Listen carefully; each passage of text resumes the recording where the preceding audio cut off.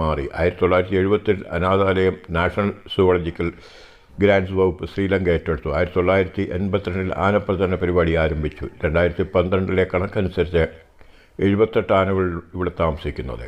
ആനക്കിടാങ്ങളുടെ കുപ്പിത്തീറ്റ, മറ്റെല്ലാ ആനകളെയും ഭക്ഷണം, മാവോയ നദിയിൽ കുളിക്കൽ തുടങ്ങിയ ആനകളുടെ പരിപാലനവും ദിനചര്യയും പാർക്കിലെത്തുന്നവർക്ക് കാണാൻ കഴിയും. വരൾച്ചക്കാലത്ത് വെള്ളത്തിനായുള്ള അന്വേഷണത്തിൽ ഇളം ആനകൾ ചിലപ്പോൾ കുഴികളിലേക്ക് മലയിടുക്കുകളിലേക്കും വീഴുന്നു. മറ്റനാഥകളെ വികസന പദ്ധതികളാൽ വന്യവാസ കേന്ദ്രങ്ങളിൽ നിന്ന് മാറ്റിപ്പാർപ്പിക്കുകയോ മുൻകൂടി നിർത്തുകയോ രോഗം ബാധിക്കുകയോ മുറിവേൽക്കുകയോ ചെയ്യുന്നതിന് മുൻപ് ഉപേക്ഷിക്കപ്പെട്ടതായി കണ്ടെത്തി. ആനകളെ പരിപാലിക്കുന്ന 48 മാഹൗട്ടുകൾ കാണപ്പെടുന്നു. പിന്നവാലിയിലെ ഇളമാനകൾ ഏതാനും ഏക്കർ സ്ഥലത്തെ പകൽ സമയത്ത് കൂട്ടമായി സ്വന്തമായി കാണുന്നു.